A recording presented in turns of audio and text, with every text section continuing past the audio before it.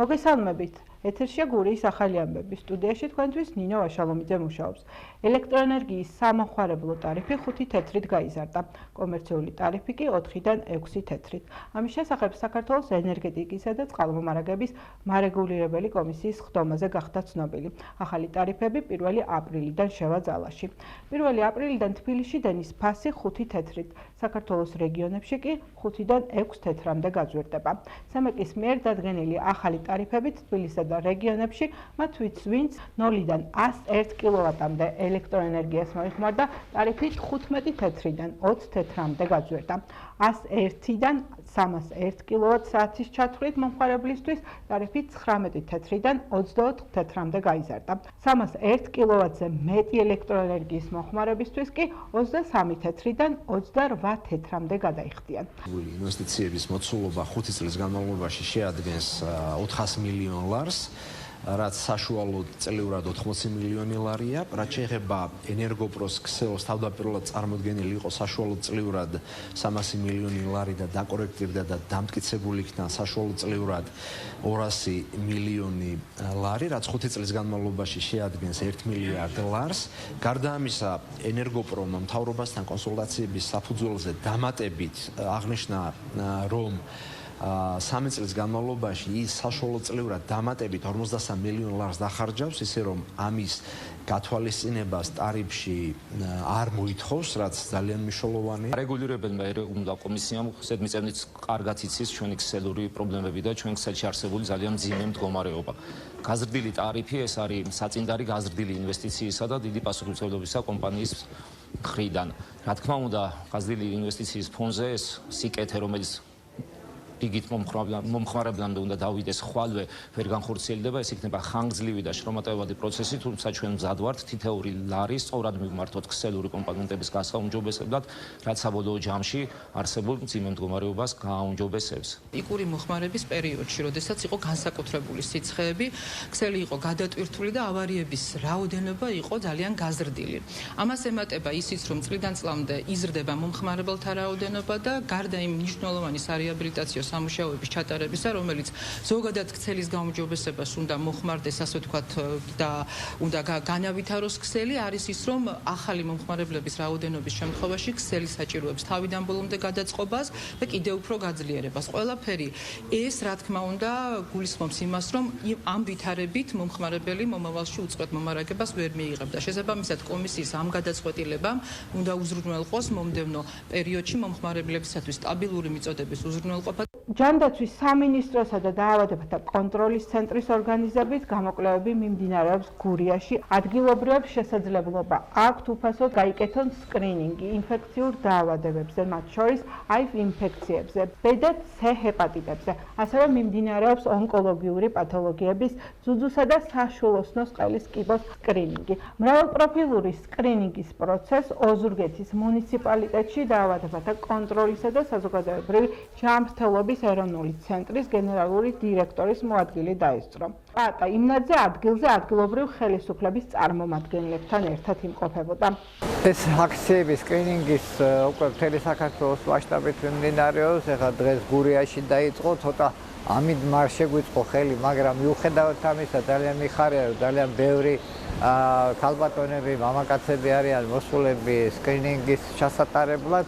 აქ თავარია, რომ ჩვენ მოსახლეობამ მიხარია, რომ გაიგო ის, რომ თუ რაიმე აღმოგვაჩნდება, ეს არ არის დღეს, ასე ვთქვათ, ისეთი პრობლემა, რომელიც ადრე იყო, ვთქვათ, იმიტომ რომ სიმსივნეები ძალიან თუ ადრე აღმოვაჩენთ, უკვე რჩება, კარგად რჩება თან ისე, რომ ადამიანები უბრუნდება თავიანთი ჯანმრთელობა და მიხარია, რომ ეს ხალხი აქ არის თავიანთ ჯანმრთელობაზე ზრუნავენ, რომ ადრეულად გაიგონ თუ რაიმე პრობლემა აქვს მათ და შესაბამისად ჯანმრთელობაც მათი გარანტირებული იქნება, რომ დაცულები იქნებიან. ამიტომ ძალიან მიხარია, როცა ამინდის მიუხედავად ამდენ ადამიანს ხედავ, რომელიც ველდება თავის სკრინინგს. ჩვენთან 2 დღე იყო გათვალისწინებული ქალაქში, მაგრამ ავიღეთ ერთ-ერთი სოფელი, აი ლაითური მაგალითად. ავიღეთ ჩოხატაურში ხიდისთავი, სადაც ირგვლივ არის მოსახლეობა, ირგვლივ არის დასახლებული პუნქტები და როდესაც არ მოდის ავადმყოფისა პაციენტი, ავადმყოფი არა, პაციენტი ექიმთან, ჩვენ ექიმი უნდა მივიყვანოთ პაციენტთან და მე მგონი ეს გაამართლებს მომავალშიც და ამ წავალთ ამიმართლა. ახლა რაც შეეხება სკრინინგს. ეს არის ჯანმრთელი ადამიანების გამოკვლევა, რომ იცოდეთ. აქ არის ჯანმრთელი ადამიანები, რომლებიც ფაქტიურად რომლებსაც არ იციან თავის შესახებ ინფორმაცია არ აქვთ, მაგრამ თუ მაგალითად სტატისტიკურად ჯანმრთელობის მსოფლიო ორგანიზაცია ამბობს, რომ ზუზუს კიბოს შემთხვევაში 98% კარგად წავა, თუ რაიმე პრობლემა დარჩა ქსოვილებში და რაც შეეხება საშვილოსნოს კიბოში, აქ უკვე 100%-ზე არის საუბარი. ამიტომ მე მოუწოდებ თქვენი ტელევიზიით მოსახლეობას, რომ გამოიყენონ ეს და დაეზარება. დაავადებათა კონტროლის ეროვნული ცენტრის ორგანიზებით და ოზურგაიც მუნიციპალიტეტის მერის მხარდაჭერით ოზურგაიც მუნიციპალიტეტში ხორციელდება სკრინინგ აქცია, რასთან დაკავშირებითაც ჩამოსულია სხვადასხვა პროფილის მქონე მედიკოსები და ასევე მამობილი, რის შესახებადაც წინასწარ მიეწოდა ინფორმაცია, როგორც ოზურგაიც მუნიციპალიტეტის ქალაქის ტერიტორიაზე მცხოვრებ ჩვენს მოქალაქეებს, ასევე ადმინისტრაციულ ერთეულებში მცხოვრებ მოქალაქეებს, რაშიც აქტიურად იყო ჩართული მერის წარმომადგენლები, მიუხედავად ამინდის აქტიურობა არის საკმაოდ მაღალი და მივესალმებით მსგავსი ტიპის აქციების ჩატარება ჩვენს მუნიციპალიტეტში, რისთვისაც მადლობას გადავუხდით ყველა იმ პირს, რომელიც დღევანდელ აქციაში არის ჩართული და ვფიქრობთ, რომ მსგავსი აქციები ჩვენი მოსახლეობის ჯანმრთელობის დაცვას შეუწყობს ხელს. გარემოს დაცვისა და სოფლის მეურნეობის სამინისტრო ბზობის დღესასწაულის მოახლოებასთან დაკავშირებით ბზის მოჭრაზე კონტროლს ამკაცრებს. სამინისტროს ცნობით ბზის მოჭრა ამოძირკვა ან ტოტების დაზიანება დასჯადი ქმედება. სანქციის ოდენობა გაზრდილია და 500-დან 2000 ლარამდე ჯარიმას ითვალისწინებს. იმ შემთხვევაში, თუ გარემოსთვის მიყენებული ზიანი 1000 ლარს აჭარბებს, საქმეს სისხლის სამართლის კვალიფიკაცია ანიჭება. კოლხური ბზა წითელი ნუსხით დაცული სახეობაა, შესაბამისად მისი უკანონოდ მოპოვება სახელმწიფო ტყეებში წარმოადგენს სამართალდარღვევას, გათვალისწინებულია 500 ლარიდან 2000 ლარამდე ადმინისტრაციული სახდელები. იმ შემთხვევაში, თუ გარემოზე მიყენებული ზიანი აჭარბებს 1000 ლარს, დაიწყება სისხლის სამართლის გამოძიება. მოუწოდეთ ჩვენს მოქალაქეებს, ნუ დაარღვევენ კანონს, წინააღმდეგ შემთხვევაში გატარდება კანონმდებლობით გათვალისწინებული შესაბამისი საქციები. ქალაქ ოზურგეთში ლესელიძის ქუჩის, მესამე ჩიხისა და ჯანასიას ქუჩებზე გზის რეაბილიტაცია მიმდინარეობს. პროექტის ფარგლებში გაკეთდა კინაბეტონის სანიაღვრე არხები და გზასთან ერთად მოეწყობა ეზოებში შესასვლელები. სამუშაო პროცესს ადგილზე ოზურგეთის მერი პაატა კუნჭულია და მერის მოადგილე გურამ გოლიაძე ადგილობრივი ხელისუფლების წარმომადგენლებთან ერთად გაეცქნენ. გზის რეაბილიტაცია, რომელიც უახლოეს დღეებში დასრულდება, რეგიონში განსახორციელებელი პროექტების ფონდისა და ოზურგეთის მერიის ფინანსური მხარდაჭერით ხორციელდება. ქალაქ ოზურგეთში ლესელიძის ქუჩის, მესამე ჩიხისა და ჯანაშიას ქუჩის გზის რეაბილიტაცია მიმდინარეობს. პროექტის ფარგლებში გაკეთდა რკინაბეტონის სანიაღვრე არხები და გზასთან ერთად მოიწყობა ეზოში შესასვლელები. გზის რეაბილიტაცია რეგიონებში განსახორციელებელი პროექტების ფონდისა და ოზურგეთის მერიის ფინანსური მხარდაჭერით ხორციელდება. ისეთი გაუვალი იყო გზები, ვერ გადაადგილება რთული იყო, წყლები იდგა, იგება გზა, გაკეთდა სანიაღვრე, ძალიან მოხარულები ვარ. ჩოხატაურში ორბი ჯგუფის ახალი პროექტის პრეზენტაცია გაიმართა. ახალი ინფრასტრუქტურული პროექტი კურორტ ბახმაროშია დაგეგმილი. ორბი ჯგუფის გენერალურმა დირექტორმა ირაკლი კვარღელიძემ სიტყვით გამოსვლისას აღნიშნა, რომ შეხვედრის მთავარ მიზანს პროექტის დეტალური პრეზენტაცია და ყველა დაინტერესებულ მხარესთან, მათ შორის სამოქალაქო აქტივისტებსა და ადგილობრივ მოსახლეობასთან პირდაპირ დიალოგის წარმართვა იყო. მრავალფუნქციური კომპლექსი რამდენიმე მიწის ნაკვეთზე განთავსდება და პროექტის მიხედვით ტერიტორიის მნიშვნელოვანი ნაწილი სარეკრეაციო სივრცეებს დაეთმობა. შეხვედრაზე საკუთარი პოზიცია დააფიქსირა ადგილობრივმა მოსახლეობამაც. როგორც შეხვედრაზე მყოფმა ერთ-ერთმა მოქალაქემ აღნიშნა, საზოგადოებისთვის განსაკუთრებით მნიშვნელოვანია პროცესში დამოუკიდებელი ექსპერტების ჩართულობა და ეკოლოგიური რისკების სწორი შეფასება. ძალიან დიდი მადლობა მინდა უთხრა ყველა მომსვლელს, იმიტომ რომ დღევანდელი შეხვედრის მიზანი სწორედ გახდათ საჯარო განხილვა, საზოგადოებრივი აზრის მოსმენა, იყო კრიტიკული კითხვებიც, რომელიც აბსოლუტურად მისასალმებელი და მისაღებია, იყო საკითხები, რომელიც ასევე მნიშვნელოვანია ბახმაროს როგორც კურორტის განვითარებისთვის. მე ძალიან ვახარებ ის ფაქტი, რომ დარბაზში ყველანი ერთად ვიყავით, რომელსაც განსხვავებული აზრი გაგვაჩნდათ, მაგრამ ალბათ ვფიქრობ, მე ასეთი სტაბილიზება დამჭა ყოველ შემთხვევაში, რომ წარმოდგენილი პროექტი და კონცეფცია, რომელიც ჩვენ წარმოვადგინეთ, ნამდვილად არის დადებითი მოვლენა და კარგი მოვლენა ჩვენი კურორტის განვითარების გზაზე. თავისთავად ცხადია ამ პროექტის რეალიზაციას ახლავს ბევრი გამოწვევები, რომელიც ერთად უნდა გადავახოთ, ერთად უნდა გადავწყვიტოთ და საზოგადოებასთან ერთად ჩვენ დარწმუნებული ვართ იმაში, რომ ყველაფერს მივაღწევთ და ბახმარო იქნება ერთ-ერთი გამორჩეული კურორტი საქართველოს კურორტებს შორის. იგი არის რომ ეს შეხვედრა მოხდა, ეს ნიშნავს რომ 2 წლის წინანდელი გამოცდილებით მიხვდნენ რომ ეს გურულების იგნორით აღარ გამოვა ესეთი გადაწყვეტილებების მიღება, მაგრამ ამ შეხვედრის გულწრფელობაში ეჭვმეპარება, იმიტომ რომ ერთი დღით ადრე დაანონსეს და ვერავინვე ან ჩემს ირგვლივ ყოველ შემთხვევაში ვერც ერთმა გულშემატკივარმა ვერ შეძლო მოსვლა, გურულებმა ასე თუ ისე არ იცოდნენ ამ შეხვედრის შესახებ. რაც შეეხება კონკრეტულად პროექტზე ჯერ შეფასების გაკეთება გამიჭირდება, რადგან მე ვნახეთ მხოლოდ ლამაზი ფოტოები და ვერანაირ დასკვნას ვერ გავაკეთებ, მაგრამ ერთი რაც არის ფაქტი, რომ რადიკალურად სხვა პროექტი არის, ეს უკვე ნიშნავს აღიარებას, რომ ჩვენ ვიყავით მართლები და ეს შეუფერებელი პროექტი იყო ბახმაროსთვის და აქვე მინდა ვთქვა, რომ ჩვენ გურულები არასდროს არ მივატოვებთ ბახმაროს ინტერესებს და სულ გვერდში ვედგებით და ეს ჩვენს გარეშე ვერაფერი ვერ გადაწყდება. ინტერდისციპლინური მიდგომებით დღეს გურიანთის მერიისა და მეორე საჯარო სკოლის მოსწავლეებმა საინტერესო პროექტი ქართველი მეწარმეები დროისა და სივრცის ჭრილში წარმოადგინეს. ოზურგეთის სამუზეუმო გაერთიანების სივრცე დღეს ისევ სკოლის მოსწავლეებს და პედაგოგებს დაეთმოთ. ამჯერად გურიანთის მერიისა და მეორე საჯარო სკოლის მოსწავლეებმა ინტეგრირებული ნამუშევრები ისტორიასა და გეოგრაფიაში წარმოადგინეს. პროექტი ქართველი მეწარმეების დროსა და სივრცეში აღქმას და მათი საქმიანობის მნიშვნელობაზე ხაზგასმას, როგორც ისტორიული, ასევე გეოგრაფიული კუთხით ითვალისწინებდა. მეცხრე კლასელებმა თავიანთი პრეზენტაციებით და მომზადებული ვიდეო ინტერვიუებით საქართველოში ცნობილ ბიზნესმენებსა და მეცენატეებზე, ზუბალაშვილებზე, სარაჯიშვილზე, არამიანძე, ასევე ოზურგეთში მოქმედნე ცნობილ საწარმოებზე, გრინგოლდზე, სანდომსა და ანასეულზე მოგვითხეს, რომელთაც საერთო ჯამში ქველმოქმედება აერთიანებთ. ხსენებულ სკოლებში საერთო პროექტისა და პრეზენტაციების განხორციელების ინიციატორი და იდეის ავტორი, ნომერ მეორე საჯარო სკოლის ისტორიის პედაგოგი ნატალია რამიშვილი, გურიანთის საჯარო სკოლის გეოგრაფიის პედაგოგი ფიქრია კვაჭანტირაძესთან ერთად გახდათ. პროექტს კონკურსის სახე ჰქონდა, რომელსაც სპეციალურად მოწვეული სტუმრები აფასებდა. პროექტში მონაწილე მოსწავლეები და პედაგოგები დიპლომები დაჯილდოვდნენ. ძალიან დიდი გამოცდილება მივიღე ამ პროექტში მონაწილეობით და ასევე ჩვენი მიზანი, რაც იყო რომ საზოგადოებისთვის გაგვესმოთ, რომ ამხელა გეოგრაფიული წვრილი მიუძღო და მეწარმეობის განვითარებას საქართველოში ძალიან კარგად შევასრულეთ.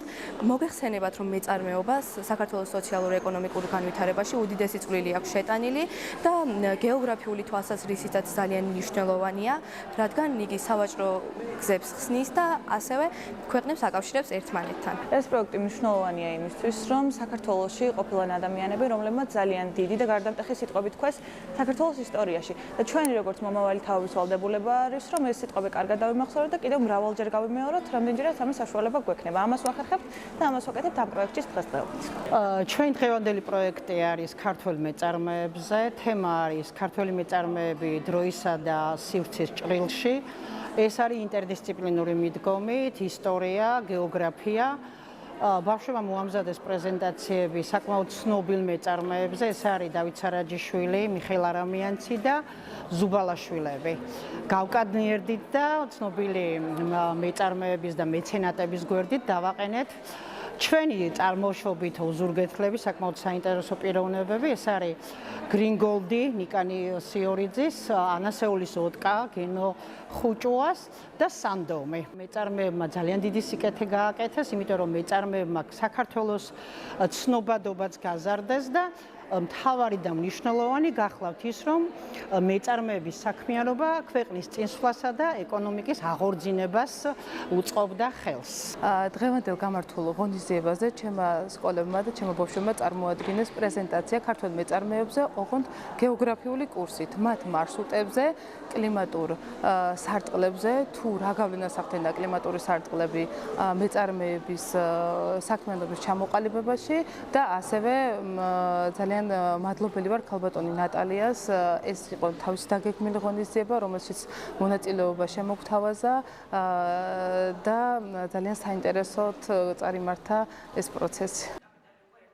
სამართალდამცავებმა სხვადასხვა ნეონაცისტური დაჯგუფებისა და ფაშისტური იდეოლოგიის მხარდამჭერი 13 პირი დააკავეს. შინაგან საქმეთა სამინისტროს თბილისის პოლიციის დეპარტამენტის თანამშრომლებმა თბილისში ჩატარებული კომპლექსური საპოლიციო ღონისძიებების შედეგად სხვადასხვა ნეონაცისტური დაჯგუფებისა და ფაშისტური იდეოლოგიის მხარდამჭერი 13 პირი დააკავეს. ამის შესახებ თბილისის პოლიციის დეპარტამენტის დირექტორმა ვაჟა სირაძემ გამართულ ბრიფინგზე განაცხადა. ვაჟა სირაძის განმარტებით ნეონაცისტური დაჯგუფებისა და ფაშისტური იდეოლოგიის მხარდამჭერი პირები განსაკუთრებული სისასტიკით ფიზიკურად და ფსიქოლოგიურად ძალადობდნენ სხვადასხვა ასაკის პირებზე. დაკავებულთაგან 7 არასრულწლოვანია. გარდა ამისა, ამავე სისხლის სამართლის საქმეზე მიმდინარე გამოძიების ფარგლებში ანალოგიური დანაშაულისთვის პენიტენციალურ დაწესებულებაში მყოფ კიდევ 4 პირს მოპოვებული მტკიცებულებების საფუძველზე დამატებით ბრალი, ჯგუფური ძალადობის ორგანიზებასა და მონაწილეობის ფაქტზე წარედგინებად. დანაშაული 15 წლამდე ვადით თავისუფლების აღკვეთას ითვალისწინებს.